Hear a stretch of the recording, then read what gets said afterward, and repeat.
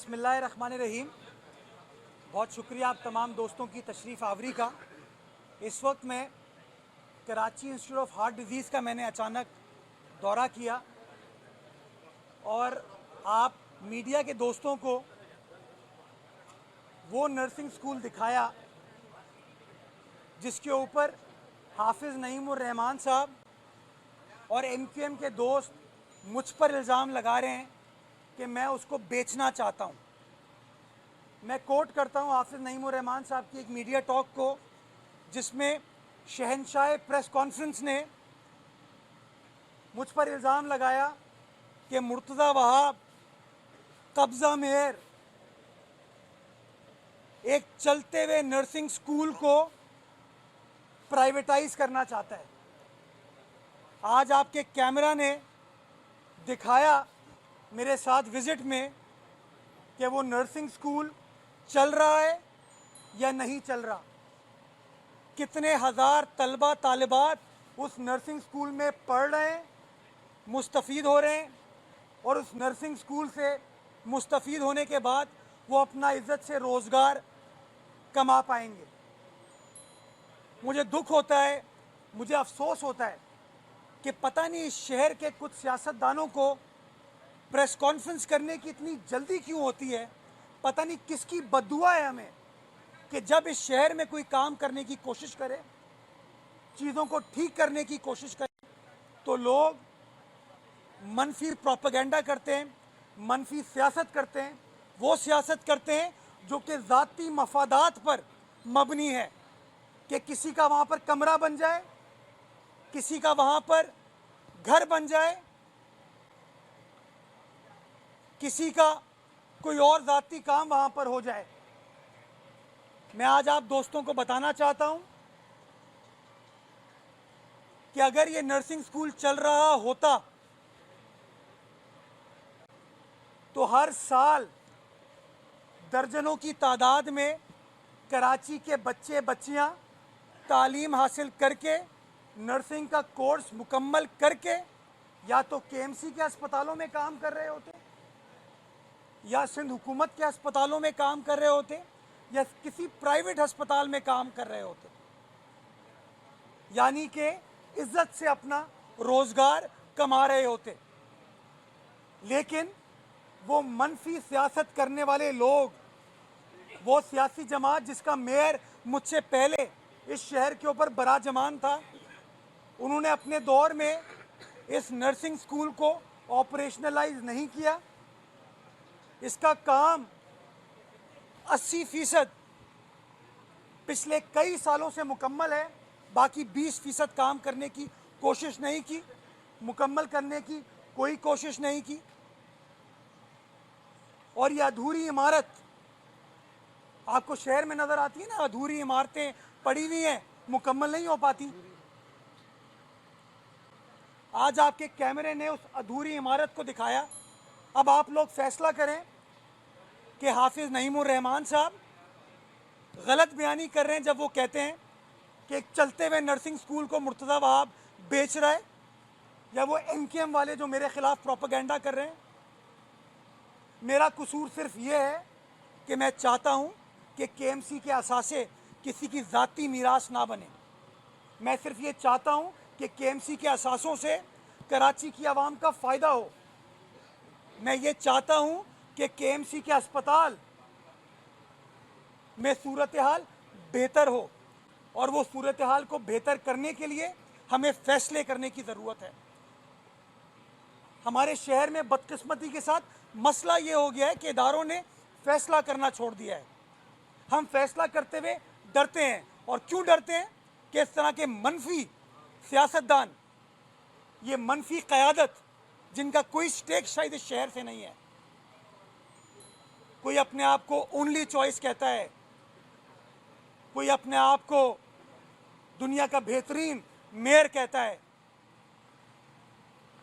मैं सवाल पूछता हूँ इन लोगों से कि इनको बंद इदारे अच्छे लगते हैं या वो इदारे अच्छे लगते हैं जो चल रहे हैं। मुर्तज़ा वहाब या मुर्तज़ा वहाब के चलने वाली केएमसी का कसूर क्या है? वो कसूर ये है कि मैं दुनिया भर में नर्सिस की शॉर्टेज है इस वक्त, दुनिया भर में कोविड के बाद नर्सिस की शॉर्टेज है।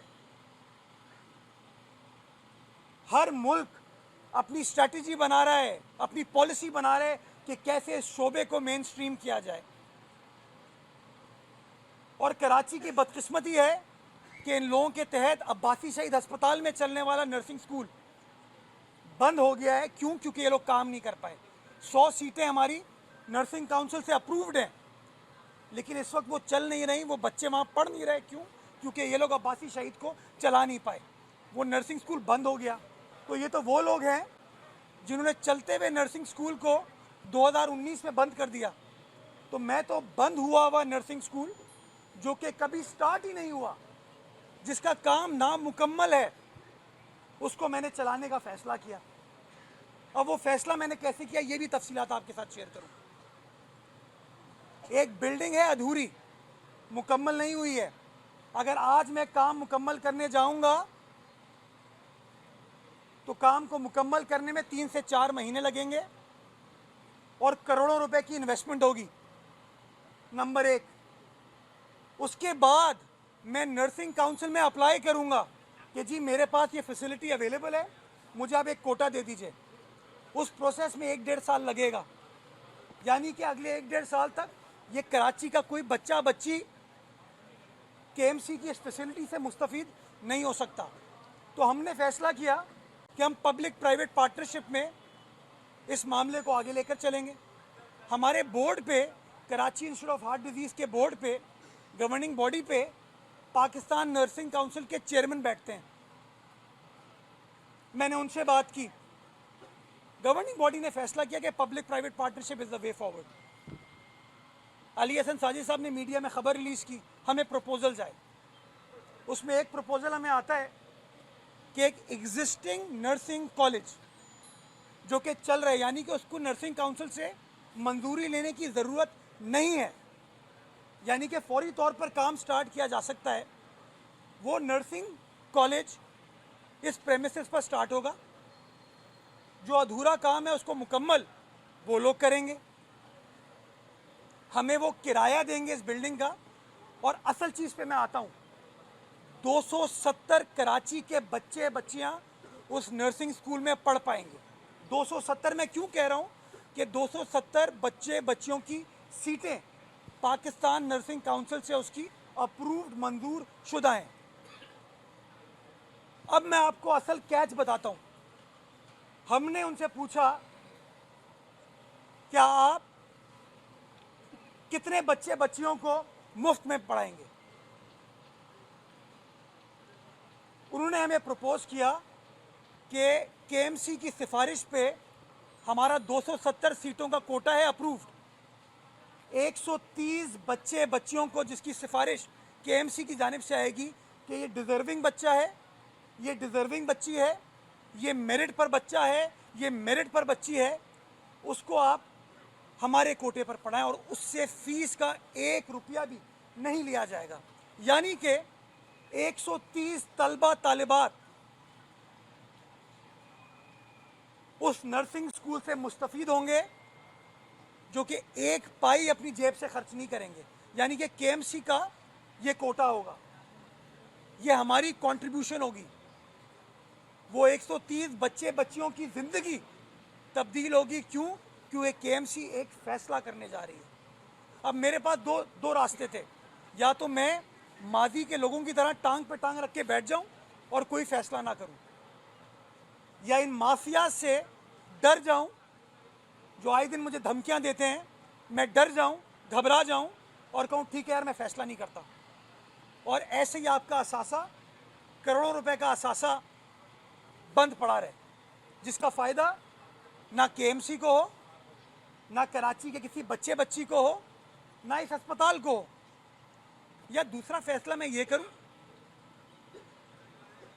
कि एज इज वेरियस बेसिस पर एक फैसिलिटी यहां स्टैब्लिश करूं, 270 बच्चे उसमें पढ़ें, जिन 270 में से 130 बच्चे मुफ्त पढ़ेंगे।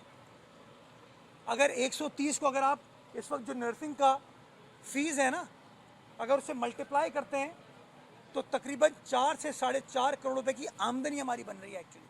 अब मेरे पास दो रास्ते हैं, या तो वो आमदनी में ले लूँ, जेब में रख लूँ, या direct subsidy, direct relief Karachi के बच्चियों को मिले। यानी कि मेरिट पे जो बंदा आया, टेस्ट क्लियर किया, उसकी जेब में पैसे नहीं है, वसाइल नहीं है, वो बच्ची के वालिद वालदा, वो यतीम बच्ची है, मिस्कीन है, गरीब है, मुतवसत तबके के, वो फीस नहीं पे कर सकते जो आजकल नर्सिंग स्कूल्स की फीस है, उसको हम पढ़ाएंगे। अगर कराची की आवाम ने मेरी सियासी जमात को वोट दे के आज मुझे मेयर बनाया है, तो फैसला करने के लिए मेयर बनाया है, और मैं फैसला करूंगा। फैसला करते हुए गलती हो सकती है, लेकिन मैं इस बात की यकीन दहानी कराता हूं कि बदनीयती पर मबनी फैसला नहीं होगा। वो फैसला करेंगे जो हम अपनी दानिश में समझते हैं कि हाँ, इस शहर के बेहतर मफाद में, इस शहर की आवाम के बेहतर मफाद में। और मैं आप दोस्तों के ऊपर, मीडिया के दोस्तों के ऊपर ये रिक्वेस्ट करता हूं कि जो लोग इल्जाम लगाएं उनसे पूछें कि तुम्हें अधूरे, नामुकम्मल, ना चलते हुए इदारे चाहिए जहां पर तुम लोग अपने पोस्टर लगा सको, अपने बैनर लगा सको, अपने झंडे लगा सको, या तुम्हें वो इदारे चाहिए, वो इमारतें चाहिए जिससे कराची वाले मुस्तफीद हो रहे हों। मैं वो कराची चाहता हूं जिससे कराची का बच्चा बच्ची मुस्तफीद हो। और इंशाअल्लाह पीपल्स पार्टी के तहत चलने वाला कराची अगले 4 साल ये फैसले करेगा जो कराची की आवाम के बेहतरीन मफाद में होंगे। हम आपको हुनर देंगे, हम आपको तालीम देंगे, हम आपको उम्मीद देंगे। हम नहीं चाहते आप पान गुटखा ये वाले काम करें। इस शहर की तारीख है तहजीब की, तमद्दुन की, इस शहर की तारीख है आदाब की, इस शहर की तारीख है शाइस्तगी की। ये शहर जो पिछले 35-40 साल में खोसा गया है ना, इंशाअल्लाह उस कराची को ढूंढ निकालेंगे, उस कराची की तामीर करेंगे और अपनी आने वाली नस्लों को उम्मीद देंगे कि हाँ, ये शहर ठीक हो सकता है और हम ठीक करेंगे इंशाअल्लाह। इस उम्मीद के साथ कि ये लोग अपनी खुद पसंदी में, अपनी ज़ाती अनाद में इस शहर को मज़ीद नुकसान नहीं पहुँचाएंगे। अगर नुकसान पहुँचाएंगे उसका सामना करेंगे हम लोग इंशाअल्लाह, और कराची की आवाम के साथ खड़े रहेंगे। पाकिस्तान जिंदाबाद। अच्छा सर, ये बता दीजिएगा, नर्सिंग स्कूल की सूरत हाल तो आपने बता दी, इसकी ये बता दीजिए कब तामीर हुई थी, कितनी लागत से ये तामीर हुआ था, और दूसरा ये कि कोई भी सियासी जमात जो मुखालिफ सियासी जमात है वो अदालतों का रुख करती है, तो इस सूरत हाल में जब आप ये ओपनिंग करने जाएंगे, अगर अदालतों का सामना करना पड़ा तो क्या आपका जवाब होगा और क्या? देखिए, 2014 में ये काम स्टार्ट हुआ, 2014 में, आज 10 साल हो गए, लेकिन काम मुकम्मल नहीं हुआ। क्यों? क्योंकि किसी ने इंटरेस्ट नहीं लिया। तो 10 साल एक बहुत बड़ा टाइम होता है किसी चीज़ को करने के लिए। 10 साल में ये नहीं कर पाए। पहली चीज़, अगर वो अदालतों का रुख करेंगे, जो कि मुझे पता है वो करेंगे, हमारी अदालतों को भी फैसला करने की ज़रूरत है कि इंतज़ामी मामलात हुकूमत चलाएगी या अदालत चलाएगी। मैं अदालतों का एहतराम करता हूँ, लेकिन मैं चाहता हूँ कि हर टीवी चैनल पे हेडलाइन चले, हर अखबार की ये हेडलाइन हो, ताकि जज साहिबान को भी पता चले जब ये लोग एक तरफा अपनी बयानबाजी करते हैं ना, जाके एक तरफा कि ये हो गया, ये हो गया। जैसे आप लोगों को एक तरफा बात कर दी थी इन्होंने, आप में से कुछ टीवी चैनल ने खबर चलाई थी ना, क्योंकि आपको वन साइडेड वर्जन मिला, आपको बताया गया कि मुर्तज़ा वाब प्राइवेटाइज करना चाहता है। मैं, मेरी आने वाली दोस्त यारों में भी ना, ख़ानदान में कोई नर्सिंग से वाबस्ता नहीं है, कोई वाबस्ता नहीं, मेरा कोई ज़ाती इंटरेस्ट नहीं है। इंटरेस्ट सिर्फ एक है कि एक इदारा जो बंद पड़ा हुआ है, जो नामुकम्मल है, वो मुकम्मल हो जाए, वो इदारा चल पड़े और फौरी चल पड़े। मैं अगर आज प्रोसेस करूँगा, अगले 1.5 से 2 साल और ज़ाया होंगे इस तमाम प्रोसेस में। एक चलता हुआ इदारा अगर आपको मिल रहा है जिससे कराची के 130 बच्चे मुफ्त पढ़ेंगे, मैं समझता हूँ इससे बेहतर खिदमत नहीं हो सकती। और मैं तारीख़ में अपने आप को इस चीज़ से याद करवाना चाहूँगा कि 130 ख़ानदानों की ज़िंदगी को बेहतर करने का फ़ैसला 2024 में पीपल्स पार्टी के मेयर ने किया था। जी। अच्छा, ये जो ये बता दें कि अभी कुछ दिन पहले एमकेएम की जानिब से एक प्रेस कॉन्फ्रेंस हुई थी, जिसमें इल्ज़ाम ये लगाया गया कि गवर्निंग बॉडी के इजलास में आपकी मौजूदगी में गवर्निंग बॉडी के रुकन जो कि वकील भी है उन पर तशद्दुद किया गया। दूसरा ये कि मोहम्मद हुसैन ने प्रेस कॉन्फ्रेंस करते हुए कहा था कि अगर आपने अपना रवैया नहीं तब्दील किया तो फिर शहर में आपके साथ भी कहीं कुछ हो सकता है। अभी कल की बात है, कल एक प्रेस कॉन्फ्रेंस में एमकेएम ने एक और बात कही कि उन्होंने कहा कि अगर हम ये इलेक्शन जीतते हैं और हुकूमत में आएंगे तो आप वकील हैं, कानूनदान हैं, तो हमें समझाइएगा। उनका कहना ये कि वो बलदियाती हुकूमत को ख़त्म कर देंगे। ऐसा हो सकता है? पहले तो मैं मोहम्मद हुसैन भाई को यूँ करना चाहूँगा, बस ये इस तरह की बातें करके अगर वो चाहते हैं कि मैं उनके ट्रैफिक वार्डन, सिटी वार्डन जो उनके घर ड्यूटी कर रहे थे ना, उनको वापस भेज दूंगा, नहीं भेजूंगा। सुन लिए, बता दीजिएगा उनको। मोहम्मद हुसैन साहब, ये जो घरों पे ड्यूटी कर रहे हैं ना आपके लोग, मेरा जुर्म ये है कि मैंने उनको वापस बुलवा लिया। मेरे घर पे वो वार्डन ड्यूटी नहीं करते, मैं मेयर हूँ। ये पता होना चाहिए कराची वालों को। मुझ पे इल्ज़ाम ये लोग लगा रहे हैं। बाकी एक मिनट, वकील साहब, मैं यार वकील हो, सहाफ़ी हो, डॉक्टर हो, नर्स हो, हर इंसान का एहतराम करता हूँ। मैं कानून के मुताबिक चलता हूँ। गवर्निंग बॉडी के इजलास में बहुत सारे लोग उस दिन बैठे थे।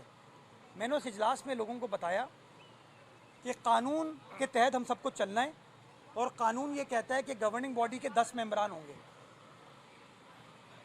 पिछले एडमिनिस्ट्रेटर साहब के दौर में 17 लोगों पर मुश्तमिल गवर्निंग बॉडी बना दी गई।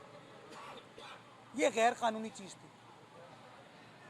तो मैंने कहा कि मैं गैर कानूनी चीज़ को कंटिन्यू नहीं करना चाहूँगा, इस इलीगैलिटी को मैं क्योर करना चाहूँगा। तो ये डिज़ोल्व होती है, नई गवर्निंग बॉडी बना दी जाएगी। इन्होंने ऐसी गवर्निंग बॉडी बनाई थी जिसमें ना डिप्टी मेयर था, ना काउंसिल के कोई अराकीन थे। वकील साहब नाराज़ क्यों हुए? वो इसलिए नाराज़ हुए कि वकील साहब से मैंने पूछा कि कानून ये कहता है कि वकील या वकालत के शोबे से मुंसलिक रखने वाला रुकन का कम से कम 15 साल का तजुर्बा होगा। मैंने सिर्फ जसारत ये की कि वकील साहब से ये सवाल पूछूं कि वकील साहब, क्या 15 साल हो गए आपको वकालत करते हुए? उसका जवाब उन्होंने अभी तक नहीं दिया। और मैं आप दोस्तों से चाहूँगा कि वो उनसे सवाल पूछ लें। मुझे दुख होता है, एक जज साहब का नाम किया सबसे पहले, मैडम खड़ी है मेरे साथ, मैडम ने इन राइटिंग रेकमेंड किया एक रिटायर्ड जज साहब का नाम। वो जज साहब भी इस गवर्निंग बॉडी के रुकन होते, तो आप कहते हैं ना अदालती मामला में मुश्किलात आती हैं तो आसानी हो जाती थोड़ी सी। उस जज साहब को, हाई कोर्ट के जज साहब का नाम निकाल के इन वकील साहब का नाम डाला गया। और वकील साहब ने प्रेस कॉन्फ्रेंस करने के बाद, एक सियासी जमात के साथ प्रेस कॉन्फ्रेंस करने के बाद ये साबित कर दिया कि वो सियासी वाबस्तगी रखते हैं। तो इस तरह की जो अपॉइंटमेंट्स होती है ना, उसमें या तो पब्लिक रिप्रेजेंटेटिव्स आते हैं या प्राइवेट सेक्टर से जो लोग आते हैं वो आते हैं जिनकी कोई सियासी वाबस्तगी नहीं है। तो मैं तो समझता हूँ उन्होंने खुद इस बात को साबित कर दिया। बाकी अगर कोई चीज़ इलीगल है, मैं उस इलीगल चीज़ का हिस्सा नहीं बनना चाहूँगा। और इसलिए ओपनली कहता हूँ कि 17 अराकीन का जो नोटिफिकेशन था वो गलत था। और यही बात मैंने उस दिन गवर्निंग बॉडी के तमाम अराकीन को बताई। किसी ने कुछ नहीं कहा, सिर्फ वकील साहब ने एहतजाज किया। क्यों? क्योंकि मेयर कराची ने सिर्फ ये सवाल पूछने की जसारत की कि वकील साहब, क्या कानून के मुताबिक आपको हो गए या नहीं हुए? बस। वो जो मेरे से हुकूमत खत्म करने वाली बात जी, इलेक्शन में आप जीतने के बाद कैसे आपको घर भेज देंगे? हुकूमत खत्म कर दी। ये किस साहब ने कहा है? ये एमपी कल मुस्तफा कमाल ने कहा था। मुस्तफा कमाल मुस्तफ़ा कमाल साहब कौन थे ये? नाजिम कराची। नाजिम कराची। और क्या कौन सी पार्टी थी वो? डॉल्फिन वाली, पीएसपी। वो डॉल्फिन के लिए उन्होंने क्या कहा था 25 जुलाई 2018 इलेक्शन से पहले? वज़ीर आला हमारा होगा, हम स्वीप करेंगे, वज़ीर आज़म हमारा होगा। तो यार ये बातें तो पता नहीं कब तक करते आए हैं। अल्लाह खैर करे कि 8 तारीख को जो आसरे हैं वो क्या होता है उसके ऊपर। मैं बड़ा वादे तौर पर कहना चाहूँगा, मुस्तफ़ा भाई, आपका हाल, आपके साथियों का, आपके रफ़का का हाल सबको पता है। मेरा मुँह ना खुलवाएं, खाम खा में फिर तिश्नगी बढ़ेगी। आप शहर के नाजिम रहे हैं, मैं आपकी इज़्ज़त करता हूँ, लेकिन इस तरह ये जो धमकियाँ हैं ना, ये धमकियों से आप बाहर निकलें, कुछ नहीं होता। मुर्तज़ा भाई, एक आपसे क्वेश्चन है कि मंशूर भी पेश किया जाता है सियासी जमात की जानिब से, आपकी सरबज आज से होगा। मंशूर पेश किया जाता है। तो एक क्लाइमेट चेंज एक अहम इशू है, तो हम इसको फ्यूज जो है उसको तर्क क्यों नहीं करते? इलेक्ट्रिसिटी और सोलर पे हम लोग क्यों कन्वर्ट नहीं हो रहे? इस पर आप क्या कहना चाहेंगे? क्लाइमेट चेंज ही तो करने की कोशिश कर रहा हूँ। ये जो मनफी क्लाइमेट इस शहर में है ना, ये जिस दिन ख़त्म हो जाएगा ना, तमाम चीज़ें ठीक हो जाएंगी। मैंने पहली बार कराची में कराची का पाकिस्तान में पहली बार, लोग कहते हैं ना शहर में काम नहीं होता, सिर्फ आपके सवाल के जवाब में कह रहा हूँ, किडनी हिल चले मेरे साथ, मैं कराची का नहीं पाकिस्तान का पहला म्यूनिसिपल सोलर पार्क आपको दिखाता हूँ, जो हमने केएमसी ने अपने वसाइल से इस्टेब्लिश किया है। और मुझे इनाग्रेट करना था, उसको नहीं कर पाया बिकॉज इलेक्शन कमीशन ने रोका हुआ। 8 तारीख के बाद इंशाल्लाह उसको मैं इनाग्रेट कर दूंगा, आपको पता चल जाएगा वे फॉरवर्ड। ये बिल्कुल आपकी बात दुरुस्त है, मैं चाहता हूँ इन चीज़ों को आगे किया जाए, लेकिन जो वसाइल की कमी है ना, इसमें way forward public private partnership है। बदकिस्मती के साथ जब पब्लिक प्राइवेट पार्टनरशिप करने की कोशिश करते हैं तो ये मनफी प्रोपेगेंडा स्टार्ट करते हैं। मैं ये करके इधर आ रहा हूँ।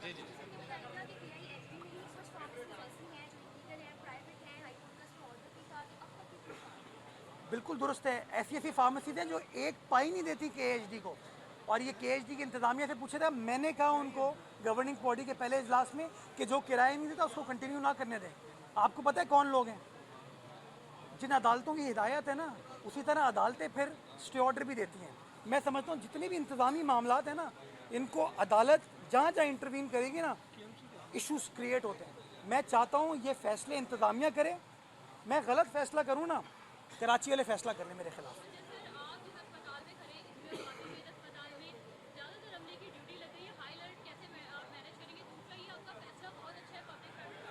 शुक्रिया। लेकिन अब्बासी शहीद अस्पताल में जो इदारे पब्लिक प्राइवेट पार्टनरशिप में गए, वहाँ मसाइल अपनी जगह मौजूद है, मैंने खुद पर्सनली वहाँ पे देखा। देखिए मसाइल, मॉनिटरिंग कैसे करेंगे, प्लस ड्यूटी 8 तारीख को क्या होगा ये भी बता दें। This is a very good point. देखें, इलेक्शन की ड्यूटी मैंने नहीं लगाई, उनकी इलेक्शन की ड्यूटी तो इलेक्शन कमीशन ने लगाई है। और आप सब जानते हैं आइन के तहत इलेक्शन के दौर में पाकिस्तान का वज़ीर आज़म या पाकिस्तान की हुकूमत जो है वो इलेक्शन कमीशन इफ़ेक्टिवली होती है। जो चीज़ भी आपको करनी होती है या तो उनकी डायरेक्शन पे करते हैं या उनकी मशावरत के साथ करते हैं, तो ड्यूटी वहाँ से लगी है, उसके ऊपर मैं कोई कमेंट नहीं कर सकता। जो फैसला उनका आएगा उसको इम्प्लीमेंट करना बहैसियत हुकूमत हमारी जिम्मेदारी है। आपने बात दुरुस्त की कि public private partnership is the way forward, but at the same time public private partnership का मतलब ये नहीं है कि इंतज़ामिया मुबर्रा हो गई। इंतज़ामिया को उन तमाम चीज़ों को स्क्रूटनाइज़ करना होगा। हमारी गवर्निंग बॉडी केएमसी की सिटी काउंसिल इस बात को मेक श्योर करेगी कि जो पब्लिक प्राइवेट पार्टनरशिप पर इदारे चल रहे हैं ना, वो ट्रांसपेरेंट तरीके से चल रहे हैं, नहीं चल रहे। अगर उन्होंने हमको कमिट किया है वो इतना रेंट पे करेंगे, रेंट पे किया जा रहा है नहीं किया जा रहा। अगर उन्होंने कमिट किया है इतने बच्चियों को मुफ्त पढ़ाएंगे, क्या उनसे मुफ्त पढ़ाए जा रहे हैं, उससे अंडर हैंड कोई फ़ीस ली जा रही है? इन तमाम चीज़ों को स्क्रूटनाइज़ किया जाएगा और उस अग्रीमेंट में लिखा जाएगा कि जहाँ इस तरह की खिलाफ वर्जी कानून की उनकी जानिब से की जाएगी, उस अग्रीमेंट को कैंसिल कर दिया जाएगा। तो सर ये बता दीजिएगा कि ये कर लूँ मैं ज़रा। ये जो अस्पताल है, पेपर वर्क में पोजीशन क्या है, क्या केआईएसडी को हैंड ओवर हो गया है ये? दूसरा ये कि जो कौन सा अस्पताल? ये जो नर्सिंग स्कूल है, और दूसरा ये कि ये जो 2.5 लाख रुपए किराए की बातें सुन रहे हैं हम, तो ये बहुत कम नहीं है इस बिल्डिंग के लिहाज से? क्या इसका अदर कोई बेनिफिट है या उनकी कोई इन्वेस्टमेंट होगी? और तीसरा ये बता दीजिएगा, ये केआईएसडी के बारे में आम तासुर ये है कि लोग यहाँ बड़े परेशान होते हैं और इसको प्राइवेट के तौर पर चलाया जा रहा है। चलिए अब देखें, आपने खुद ही अपने सवाल में कितना बड़ा तजाद है कि आपने खुद ही कह दिया अपने सवाल के आखिर में कि केएचडी के बारे में अच्छी बातें आपको सुनने में नहीं मिलती, राइट? सुनने में मिल गया आपको। इसी को एनआईसीवीडी का सैटेलाइट सेंटर जब हम बना रहे थे तो उस वक्त एमक्यूएम ने, जमात ने, पीटीआई ने इस बात की मुखालफत की। हमने कानून साजी कर ली थी, लेकिन उनकी मुखालफत की वजह से हमें इस चीज़ को रिवर्स करना पड़ा। तो आपने खुद अपने सवाल में चीज़ को खोल दिया। जब आप रेंट को कैलकुलेट करते हैं ना असगर भाई, तो रेंट को कैलकुलेट करते हुए दो तरीके होते हैं। एक होता है रेंट आपको कैश मिलता है, एक होता है इन काइंड भी आपको मिलता है। इस रेंट के दो हिस्से हैं। एक रेंट है जो कि वो केएमसी के अकाउंट में जमा कराया जाएगा इन टर्म्स ऑफ मनी, और दूसरा रेंट ये कि कराची के बच्चियों को जो आप मुफ्त तालीम देंगे उसका पैसा कहाँ से आ रहा होगा? वो हमारा ही है ना, तो उसको आप साथ शामिल करेंगे। मैंने जब कलेक्टिवली आप देखते हैं तकरीबन कोई 4.5-5 करोड़ रुपए की आमदनी केएमसी की इस अधूरी बिल्डिंग से होगी, जिससे इस वक्त 1 रुपए की भी आमदनी नहीं है, जिसके ऊपर लोगों की चारपाइयाँ लगी हुई देखी हैं आपने, मट्टी देखी, धूल देखी, उसका हाल आपने खुद देख लिया। तो इंशाल्लाह ये विन विन सिचुएशन होगी कराची के बच्चियों के लिए। पेपर पे हवाले होते कि ये हमारे केएमसी की चीज़ है, ये everything belongs to KMC.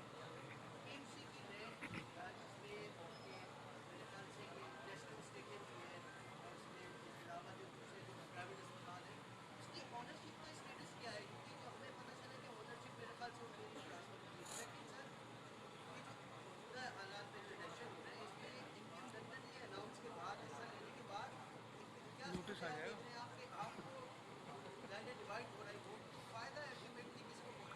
Second सवाल का इसलिए जवाब नहीं दूंगा क्योंकि वो इलेक्शन से रिलेटेड है, मुझे इलेक्शन कमीशन की हदायत है। बट जो आपने पहला सवाल किया, 1966 में अयूब खान साहब के दौर में वफाकी हुकूमत ने इस ज़मीन को रिज्यूम करके आगा खान को और लियाकत नेशनल की ज़मीन को रेड क्रेसेंट सोसाइटी को दे दिया 1966 में। आप कहेंगे कागजात में आपको दे दूँगा। उस वक्त से लेके आज तक वो 2 अस्पताल वहाँ चल रहे हैं, लेकिन केएमसी को उससे 1 रुपये की भी आमदनी नहीं होती। नंबर 1, केएमसी के किसी मुलाजिम या उसके ख़ानदान का वहाँ पे मुफ्त या डिस्काउंट पर इलाज नहीं होता। मुझे हैरत ये होती है कभी इन फैसलों के ऊपर किसी ने सवाल नहीं उठाया, और मैं इस तरह के जो फैसले करता हूँ जिसमें 130 बच्चे बच्चियाँ मुफ्त में पढ़ेंगे उसके ऊपर लोग सवाल उठाते हैं। ये बात आपकी दुरुस्त है। आगा खान के पास शायद 67 एकड़ ज़मीन है और लियाकत नेशनल के पास 65 एकड़ ज़मीन है। ज़मीन केएमसी की है, ज़मीन केएमसी की है। इसी तरीके से आपको याद होगा नेमतुल्ला साहब के दौर में मेयर का, नाजिम का कैंप ऑफिस होता था लियाकत नेशनल के बराबर में। वो भी आज केएमसी के पास नहीं है, वो किसी और अस्पताल को किसी और साहब ने दे दिया था। कभी इन चीज़ों के ऊपर सवाल नहीं उठते। हम लोगों से सवाल पूछ ले जाते हैं, बट सवाल, हर सवाल का जवाब है। मैं इस बात की आपको यकीन दहानी कराता हूँ, we are open to transparency, we are open to fairness, we are open to accountability. मैं इंसान हूँ, गलती कर सकता हूँ, गलत फैसले कर सकता हूँ, लेकिन मैं इस बात की यकीन दहानी कराता हूँ कि जानबूझकर बददियानत फ़ैसला मैं नहीं करूँगा। और जो बददियानती पर मबनी हरबे इस शहर में पिछले 40-45 साल चले हैं ना, उन हरबों को मैं ख़त्म करना चाहता हूँ। फ़ैसला कराची वालों को करना है, क्या उनको वो बददियानती चाहिए या अब ये जो नेक नियति के साथ फ़ैसले हो रहे हैं ये फ़ैसले चाहिए। लास्ट क्वेश्चन आपका हो गया। क्या कहा था पहले, क्या कहा था? हाँ,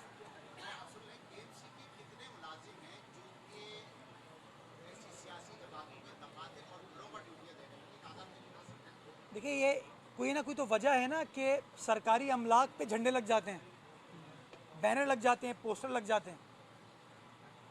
तो यही लोग हैं ना। आप यकीन जाने मैं इंतकाम या सियासी फ़ैसलों पर बिलीव ही नहीं करता। मैं एडमिनिस्ट्रेटर था तब मैंने कोई कार्रवाई नहीं की, आज मेयर हूँ अभी भी कोई कार्रवाई नहीं की। लोगों को कहता हूँ यार, जो आमदनी है ना, जो आपको तनख्वाह मिल रही है उसको हलाल करो। कि आपको तनख्वाह अगर केएमसी दे रहा है तो ड्यूटी पे आओ, काम करो। मुझे कोई एतराज़ नहीं है ड्यूटी के बाद किसी के घर पे जाके आप काम करो, लेकिन ये तो नहीं हो सकता ना कि केएमसी की गाड़ी भी वो लोग इस्तेमाल कर रहे हों, केएमसी के वार्डन भी वो लोग इस्तेमाल कर रहे हों, वाटर बोर्ड के बावर्ची भी वो लोग इस्तेमाल कर रहे हों, माली भी वो लोग इस्तेमाल कर रहे हों। अभी किसी दिन मैं चिट्ठा पिट्ठा खोलूँगा, पता चलेगा किस किस के घर में कौन कौन सा पार्क, कौन कौन सा पार्क, कौन कौन सा गार्डन पे क्या क्या होता है। खुदा खैर करे। अच्छा सर, एक आखिरी सवाल सर, ये बताएं, जिन 5 स्टार अस्पतालों के आपने नाम लिए उनके साथ कोई सरकारी मुआहदे किए गए होंगे, तो उन मुआहदों पर अमल दरामद नहीं किया जा रहा और इस वक्त फलाई इदारों के नाम पर वो ज़मीनें जो हैं हासिल की गई थी, तो उनके खिलाफ अब मेयर कराची को हम किस तरह देख रहे हैं कि वो किस तरह परफॉर्म करेंगे और जो कराची की शहरी हैं उन्हें वाकईतन फलाई इलाज जो है मैंने आपको बताया ना अयूब खान साहब के दौर में हुआ। वफाक वो शहबाज शरीफ आते हैं ना, मवाजना पता नहीं क्या क्या जल्दी में बोल के चले जाते हैं, उनको पूछ लें, उनसे रिवर्स कर दें उस एंट्री को। हम तो ये चाहते हैं Jahangir quarter, Martin quarter, Pakistan quarter, ये सारी ज़मीन जिसको तबाह किया हुआ है इन लोगों ने, वफाकी हुकूमत नहीं चला पा रही। आज केएमसी आपको कहती है हम इसको पब्लिक प्राइवेट पार्टनरशिप में एरिया को डेवलप करते हैं। मौजूदा चीफ मिनिस्टर साहब ये काम करना चाहते हैं। हमारा प्रपोजल वफाक को गया हुआ है कि इसको आप बेहतरीन तरीके से मॉडर्न लिविंग उसमें लेके आएँ, उससे वफाक को भी फ़ायदा होगा, सूबे को भी फ़ायदा होगा, कराची को भी फ़ायदा होगा, उसके साथ साथ जो लोग वहाँ पर रह रहे हैं उनके भी हालत इज़ार में बेहतरी आएगी। लेकिन वो मसला ये है ना, जो इस्लामाबाद में बैठे हुए हैं उनको थोड़ी पता कि जहांगीर रोड पे क्या मसाइल हैं। वो तो मैं मसाइल फेस करता हूँ ना। आप मुझे बताइए ना, अभी बारिश हुई, 9 टाउन के चेयरमैन जमात के हैं। हाफिज नईमुर रहमान साहब अपने आप को हकीकी मेयर कहते हैं, ओनली चॉइस, या मुस्तफ़ा कमाल साहब अक़वाम मुत्तहिदा के जनरल सेक्रेटरी कहते हैं अपने आप को, क्योंकि वज़ीर आज़म तो उनके लेवल की चीज़ नहीं है। बड़े आदमी हैं वो। उनसे पूछें कि क्या कर रहे थे उस रात को वो लोग। कोई एक अगर टाउन का इनका चेयरमैन किसी जगह पर मौजूद था तो आप मुझे बता दीजिएगा। हम बहैसियत मेयर, हमारे यूसी चेयरमैन साहिबान, हमारा अमला, एमडी वाटर बोर्ड सुबह 6 बजे तक सड़क पर मौजूद था। मेट्रोपॉलिटन कमिश्नर केएमसी सुबह 6 बजे तक सड़क पर मौजूद था। इसकी मिसाल मेरे ख्याल में आपको माजी में नहीं मिलेगी। बहुत शुक्रिया।